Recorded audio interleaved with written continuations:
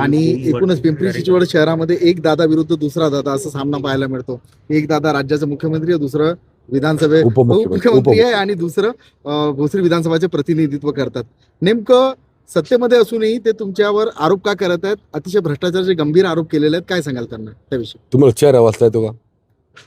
चेहरा वाचता येतो का? आरोप करताना त्यांचे चेहरे पहा आणि माझा चेहरा पहा. नैराश्य कुणाचा चेहरा दिसते तुम्ही बघा.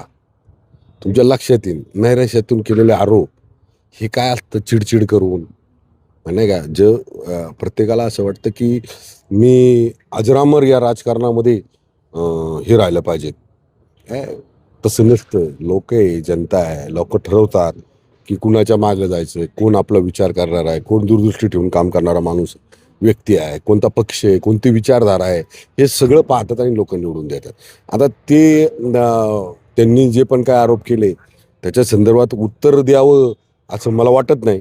पण त्यांचं काय मागचे बरेच दिवस झालं सारखं चालूच आहे. भ्रष्टाचार, अमुक तमुक हे सगळं चालूच आहे. पण आता भ्रष्टाचारावर अशा व्यक्तीने बोलावं ज्याच्यावर महाराष्ट्र सरकारमध्ये जे घोटाळे गेलेले सगळे त्यांच्याकडेच आहेत आणि त्यांचं पण स्वतः नाव आहे त्याच्या एका घोटाळ्यामध्ये. मग असे 2-4 घोटाळे त्यांच्या लेखाचं नाव आहे. त्यांनी मला विचारावं, लय अवघड गोष्ट आहे ती प्रश्न विचारणं. त्यांनी स्वतःचं आत्मपरीक्षण करावं. आणि माझा तर मी त्यांना सल्ला देणे एवढा मोठा नाही. ते फार महाराष्ट्राचे, राज्याचे, देशाचे फार मोठे नेते आहेत. ते एका मोठ्या पक्षाचे राष्ट्रीय अध्यक्ष आहेत ते. म्हणून मी त्यांना सल्ला देणं एवढं मोठा नाही आणि त्यांच्या विरोधात बोलणं सुद्धा एवढं मी बरोबर नाही वाटत. पण माझं एक छोटा कार्यकर्ता म्हणून या पिंपरी चिंचवडकर मधला एक स्वाभिमानी पिंपरी चिंचवडकर म्हणून त्यांना सांगणं आहे, म्हणजे विनंती आहे की तुम्ही या शहराच्या वाढत्या लोकसंख्येचा विचार करून, दूरदृष्टी ठेवून, व्हिजन ठेवून काही विकासाच्या मुद्द्यावर तुम्ही भाषणं करा, काही चर्चा करा. मला बोलवा. राज्य सरकारमध्ये तुम्ही आमचे नेते आहात, युतीमधले घटक पक्षातले मोठे नेते आहात, तिथं बोलवा, आपण बसू. शहर वाढतंय, शहराची लोकसंख्या वाढती. शहर 2041ला मला वाटतं 1 कोटीच्या पुढे जाईल. आता शहराची 10% येईल. मग कचऱ्याची समस्या येईल, रस्त्यावरच्या ट्रॅफिकची समस्या येईल, पाण्याची समस्या येईल. याच्यावर आपण देवेंद्र भाऊंशी चर्चा करू ना. तुम्ही भाषणात बोलताना ते मुद्दे मांडा, मी पण तेच मांडणार. मी तेच मांडतोय 2014 पासून. मी काही वेगळे मांडत नाही. मी कधी म्हटलं नाही तो माणूस भ्रष्टाचारी आहे, तो माणूस आका आहे, तो माणूस गुंड आहे, तो माणूस त्यांनी पिंपरी चिंचवडमध्ये 30 वर्ष राजकारण केलं, पिंपरी चिंचवड लुटून खाल्ली. मी नाही म्हटलं कधी की त्यांनी 70,000 कोटीचा घोटाळा केला. मी कधी नाही म्हटलं की त्यांच्या मुलांनी आत्ता तो काही समाजाची जागा लुटली. आता बरेचसे काही काल परवा एक अजून एक बातमी आली. मी नाही कधी म्हटलं. मला विकासाचं राजकारण करायचं आहे, मला आरोपाचं राजकारण नाही करायचं. त्यामुळे त्यांनी त्यांच्या पद्धतीने आरोप करायचं थांबवावं आणि आपल्याबरोबरचे जे काही लोक आहेत त्यांना पण सांगावं, आरोपाच्या मुद्द्यावर तुम्हाला लोक निवडून देणार नाहीत. आज परिस्थिती अशी आहे, तुम्ही मागच्या 30 वर्षामध्ये लोकांना फक्त आरोप करून या ठिकाणी सत्ता भोगली. आता तुम्हाला 128 उमेदवार उभे करता नाही आले. याच्यावरून लक्षात घ्या की तुमच्यावरची नाराजी, तुमचं जे नैराश्य ते दिसून येते काय येते. दादा, एकूणच आपण म्हणाले की बाबा माझ्यावरती आरोप करणाऱ्यांनी स्वतःकडे पाहावं, त्यांच्यावर पण देखील भ्रष्टाचाराचे आरोप आहेत असं एक म्हणजे ते तुमच्यावर आरोप करत आहेत. याविषयी तुम्ही मुख्यमंत्र्यांकडे काही तक्रार करणार का? तुमची काय तक्रार करायची नाही. मला मुख्यमंत्र्यांनी सांगितलं होतं महायुतीचा हे टाळायचा, काय धर्म पाळायचा आणि आरोप करणं टाळायचं. आणि हे तर आमचे प्रदेशाध्यक्ष रवींद्रदादांनी पण सांगितलं होतं की आरोप नाही करायचे आपण एकमेकावर. पण त्यांचं काय झालंय माहिती का, एखाद्याला सवय झालेली आहे की माईक समोर आला की तो म्हणजे एखाद्याच्याबद्दल वाईट बोलल्याशिवाय त्यांचं भाषणच संपत नाही. ती सवय झालेली असते. एखाद्याच्याबद्दल चांगलं बोलायची सवयच नाही राहिली त्यांना.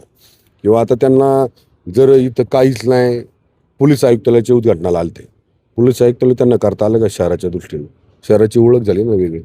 गव्हर्नमेंट कॉलेज त्यांना इथं आलेलं दिसत नाही.